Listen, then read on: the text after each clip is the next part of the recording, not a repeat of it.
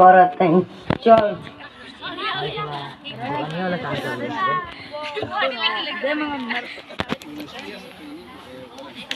ए भाई हम पढ़ब ना नहीं खे पढ़ब हो तारा के चलो हम व्यवस्था करत हई।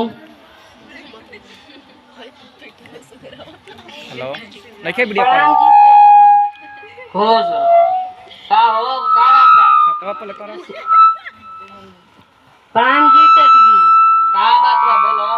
माइक ऊपर करो बात कुछो नहीं के हमरा के मार के मर्द घर ले निकाल देले बा। हमरा के काम चाहिए हमार बबुआ के पढ़े लिखे के बस व्यवस्था दे दी।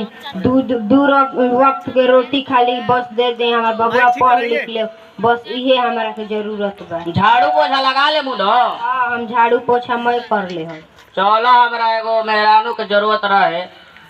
चलो तब हमरा तारा घर दिखा दी। काम बोला जा अपन लड़कन के पढ़ावो। ठीक बा सेठ जी चल।